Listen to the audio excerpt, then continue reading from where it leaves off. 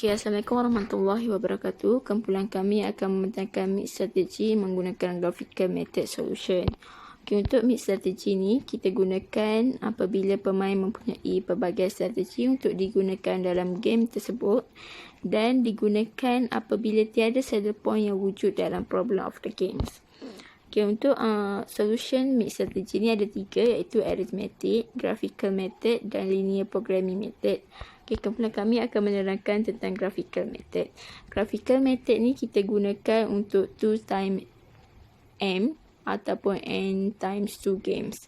Graphical method consists of 2 graph. Yang pertama, payoff available to player A dengan strategi dia, ataupun dan payoff yang dihadapi oleh player B dengan strategi dia. Okay, untuk example graphical method ni, di mana player A mempunyai 2 strategi iaitu A1 dan A2, manakala player B mempunyai 3 strategi iaitu B1, B2 dan B3. Okay, untuk step yang pertama, kita perlu mengurangkan matrik ni kepada 2 times 2 games. Okay, untuk step yang kedua, kita let P1 dan P2 menjadi probabilities kepada player A menggunakan strategi dia, di mana sum of P1 and P2 equals to 1 dan expected payoff player A corresponding kepada player B punya strategi adalah seperti berikut. Di mana apabila player A menggunakan B1 strategi adalah 8 P1 tolak 2 P2, untuk B2 adalah 4 P1 tolak P2, B3 negatif 2 P1 tambah 3 P2. Okay, untuk step seterusnya, kita perlu melukis graf dengan poin-poin atau nilai yang ada. Kemudian kita mencari satu intersection line yang menghampiri kepada kosong. Jadi titik di tengah itu adalah intersection of 2 payoff line, di mana dia mewakili optimal solution kepada masalah example ini. Okay, untuk step seterusnya, kita perlu masukkan nilai-nilai intersection tu menjadi table, di mana kita dapat 2 times 2 table. Kemudian kita selesaikan equation yang ada dengan kita let P2 menjadi 1 tolak P1. Kita gantikan P2 tu kepada 1 tolak P1. Kemudian kita dapat P1 sama dengan 0.4, P2 0.6. Kemudian value of the games, kita masukkan nilai P1 dan P2 kepada mana-mana equation yang intersection tu. Jadi kita dapat 1.0 dan optimal value of the game dia adalah apabila optimal mix strategy player A adalah 0.4 dan 0.6. Sekian sahaja. Okay, untuk soalan 1 berbunyi, Teacher Anis wants to make a game for the students which is rock scissors that has been divided into 2 groups. Cikgu Anis saw that there were several strategies used by the 2 groups, namely the 17 group used 5 representatives to play while the 13 group only used 2 representatives. So in this game, what is the value of the game and the probability for both groups using the graphical method? Below shows the payoff for each group. Okay, di bawah ni dia dah tunjukkan, dia dah bagi payoff table kita untuk group 13 and group 17. Kan? Okay, next. Solutionnya adalah first step, kita kena check saddle point tu ada ke tak. Kalau ada, maksud dia push strategi. Kalau tak ada, maksud dia mix strategi. Okay, kita cari saddle point dia. Daripada tepi ni, kita akan cari dia punya maximize dia and minimax dia. Lepas tu kita dah boleh nampak kat sini yang sebenarnya tak ada pun saddle point sebab tak ada yang sama. So ada no saddle point, no push strategy. That means it is mixed strategy. Next is step 2. Kita kena buat reduce the size of the payoff matrix by applying dominance property. Okay, kat sini lepas daripada kita dah tahu yang dia tu adalah mixed strategy, kita kena buang size of payoff matrix dia. Okay, kita letkan untuk T1 tepi tu adalah P and T2 is equal to 1 minus P. Tu kita dah let kan, kita buat kotak. Okay, kotaknya alamak tak ada. Kalau yang S1, S2 tu, dia kotak dia adalah 17 per strategy dan sebelah dia adalah 13 expected. Okay, macam mana kita boleh dapatnya adalah daripada T1 kita letkan P. So negatif 5 P tambahkan dengan T2 8 darab 1 tolak P. So dia dapatlah sepanjang sampailah S5 tu kita buat. Lepas tu the question on we use graphical method.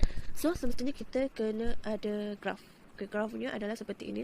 Belah kiri is P, belah kanan is 1 minus P yang kita let tadi tu. Jadi macam mana kita nak buat, nak plotkan graf tu, kita gunakan dia punya dekat payoff table dia. T1 is P, T2 is 1 minus P. Okay, negatif 5, kita cari mana dia punya, kita plotkan dia dekat P. Negatif 5 is P. And negatif 8 is dekat 1 minus P. Itu adalah untuk line S1. Lepas tu untuk S2 pula dia punya P is 5 and dia punya 1 minus P is negatif 4. Jadi kita kena gariskan dan kita dapatlah dia punya S2. Okay, lepas tu kita pun carilah line S3, line S4 dan S5. Okay, ini adalah dia punya line-linenya. Dapatlah seperti ini. Okay, next adalah kita ada nampak dia punya bila kita lorikkan di atas tu adalah downward and kita lorikkan di bawah itu adalah upward disebabkan dia punya lorikannya. Then pick of the lowest envelope, yang mana satu daripada poin-poin ke atas ni mana yang kita di mana yang lowest envelope-nya. So yang mana satu lebih dekat dengan nilai kosong. Itulah maksud dia. So kita jumpa the lowest envelope is at line S1 and S3. Dia punya optimal point ni lah. Okay. Then daripada sini lah, daripada graf lah kita dah dapat, kita dah reduce mana yang pair of matrix yang tak diperlukan. Lepas tu yang kita perlukan hanyalah untuk cari dia punya probability and value adalah S1 and S3. Okay, lepas tu macam mana nak cari dia punya value dengan probability dia? Okay, caranya pertama sekali daripada table kita senaraikan balik table S1 and S3 yang saja yang kita perlukan. Okay, kita tengok dekat T1 negatif 5 kosong. So negatif 5 tolakkan dengan kosong sebabkan dia di bahagian bawah. So kita tolakkan ini kosong, jadi sama dengan negatif 5. Cuma kita perlu ignore step negatif yang kita dapat. Kita perlu jadikannya positif. Jadi jawapannya adalah 5. Okay, untuk yang atas pula, macam mana kita cari? Kita menggunakan T2. Okay, 8 tolak dengan negatif 1 sama dengan 9. Itulah nilai untuk yang atas T1 tu. Okay, untuk S3 pula sama. Untuk S3 kita menggunakan S1 negatif 5 tolak 8 sampailah 13. Untuk S1 pula kita menggunakan S3 iaitu 0 tolak negatif 1. Jawapannya 1. Okay, kita dah dapat dah nilainya. Okay, macam mana kita nak cek jumlahnya? Kita perlu tambahkan. Okay, jadi 9 tambah 5 sama dengan 14. 1 tambah 13 sama dengan 14. Okay, jumlah yang tu adalah sama iaitu 14. So di sini kita dah boleh jumpa, kita dah boleh cari nilai the value of the game. Macam mana caranya adalah negatif 5 kita darabkan dengan nilai 9 tambahkan dengan 8 darabkan dengan 5 bahagikan dengan 14. Tadi jawapannya negatif 5 per 14. Okay, kalau untuk probability T1, okay, kita dah dapat dah nilai yang tadi kita cari tu, iaitu 9 per 14. Kalau T2 sama dengan 5 kan tadi kita cari. Okay, so probability dia adalah 5 per 14. Okay, probability untuk S1 pula kita dapat nilai tadi 1, so 1 per 14. Probability untuk S3 adalah 13 per 14. Dan kalau yang tak ada seperti S2, S4 and S5, so sama dengan probability mereka adalah sama dengan kosong. So itulah jawapannya. Itulah cara-cara dia. Terima kasih. Next, I will explain question 2. The soft drink company calculate the market share of two products against its major competitor having 3 products and found out the impact of additional advertisement in any one of its products against the other. What is the best strategy for the company as well as the competitor? What is the payoff obtained by the company and the competitor in the long run? Use graphical method to obtain the solution. So for the solution, firstly, we assume the company A select strategy A1 with probability P and strategy A2 with probability 1 minus P. From the table, we can make a function of A's expected payoff. For the strategy B1, 6P plus 20 times 1 minus P, we will get negative 14P plus 20. For B2, 7P plus 12 times 1 minus P, we will get negative 5P plus 12. And for strategy B3, 15p plus 10 times 1 minus p, we will get 5p plus 10. So, in order to get A's expected gain, firstly, we assume the value of p equals to 0. So, when p equals to 0, from B1 strategy, we will get 20. From B2 strategy, we will get 12. B3 strategy, we will get 10. Next, we will assume the value of p equals to 1. So, when p equals to 1, negative 14 plus 20, we will get 6. Negative 5 plus 12, we will get 7. 5 plus 10, we will get 15. From the A's expected gain, we can plot the graph. The graph, the x-axis will show the p-value and the y-axis will show the A's expected gain. So from V1, the A's expected gain is 20 and 6. So we will plot 20 here and 6 here. And then for B2, 12 and 7. 12 and 7, we will get B2. And then 10 and 15 for B3. The lines are marked B1, B2 and B3 and they represent the respective strategies of competitors. So from the lower part of the graph, we will see that there is two intersection points where here line B3 and B2 intersect and here line B2 and B1 intersect. And we will choose one of the intersection point to find the value gain. The value of the gain is determined by the lowest point P on the convex set. The maximum point in the lower envelope is determined by the strategies B1 and B2 of competitor. So we will choose this point as our intersection point and we name the point as E. From the graph, it is apparent that equilibrium point exists at point E where two strategy lines B1 and B2 intersect. Thus, the game is reduced to the order of 2 times 2 as follows. So we will ignore the B3 strategy. From the following table, we will get the following from the equations. So this is the equation we get from the A's expected payoff function. So we will use the equation from B1 and equations from B2. And then negative 14p plus 20 equals to negative 5p plus 12. We will move the term to the left hand side. Negative 14p plus 5p equals to 12 minus 20. So p will be 8 over 9 and 1 minus p will be 1 over 9. Company A will select strategy A1 8 over 9 of the time and strategy A2 1 over 9 of the time. Next, we want to find the value of P.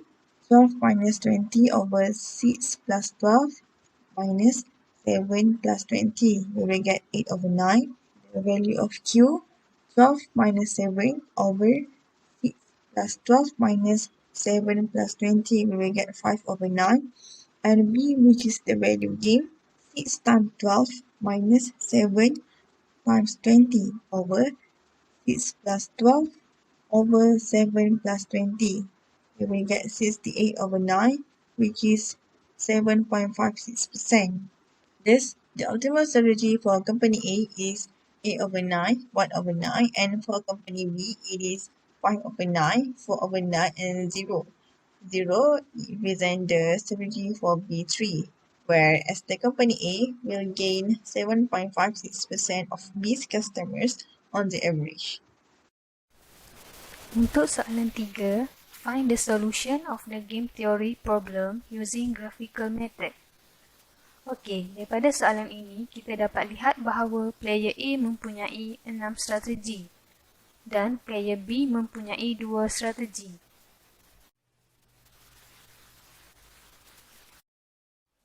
Okey, mula-mula kita cari saddle point. Dan kita dapat lihat bahawa nilai maksimin dan minimax tidak sama. Oleh itu, soalan ini tiada saddle point. Dan kita akan gunakan graphical method untuk menyelesaikan masalah ini. Kita akan let P1 dan P2 sebagai kebarangkalian di mana P1 plus P2 equals to 1. dan P2 equal to 1 minus P1.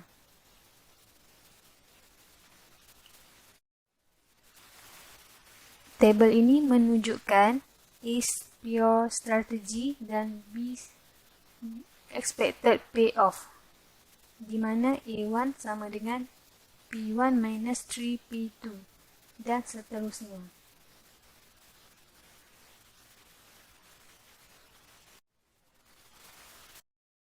Ini pula merupakan graf yang sudah diplot bagi soalan ini, di mana dua garis selari telah dilukis, di mana bagi strategi B, B1 dan B2, dan 6 garis telah diplot di kedua-dua paksi berikut.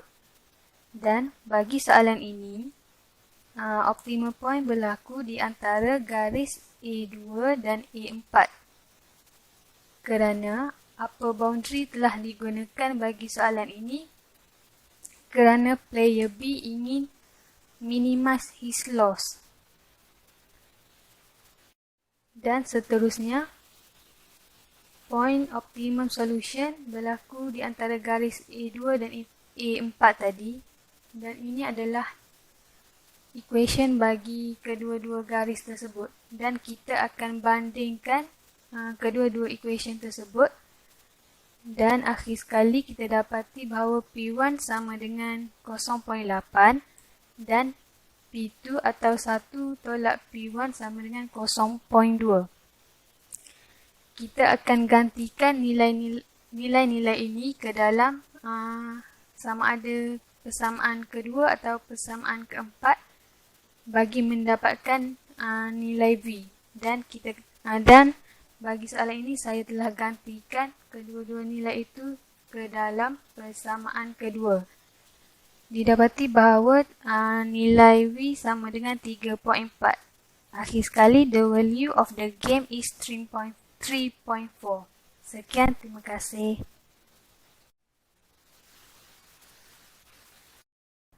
Game theory is widely applied in practice. It helps us analyze and understand a number of situations that happen in business. Let's examine the following real-life example. In 1971, the Malaysian government banned cigarette companies from advertising their products on TV. One will think this will hurt their business as less consumers will see their brand advertising, and this will have a negative impact on sales. However, what happened is surprising. All four major tobacco companies registered higher profit than before. But how come? First, we need to point out the people who smoke tobacco will continue to do so, even if they don't see many advertisements on TV. However, advertisements are not useless as they shape clients' brand perception and influence their preference for one brand over another. It turns out the tobacco companies will be better off without advertising, but only if all companies don't do it. Otherwise, the company that invests in advertising will grow their brand recognition and will expand their market share, which will allow them to earn more. Let's use game theory to describe the situation. We'll imagine there are only two companies operating in the tobacco market. The outcome, they may choose of the following: win 50 million each without spending money on advertisement. If company A advertise and company B doesn't, then company A will win 60 million and company B will win 25 million. In the opposite scenario, if company B advertise and company A doesn't, then the outcome reverse. And finally, if both companies advertise, each wins 40 million. This is a great illustration of what happened in reality before government spent on TV ads.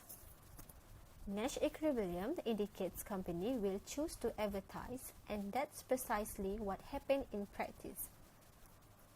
Each player maximized their own utility, which ultimately resulted in the situation we observe in real life.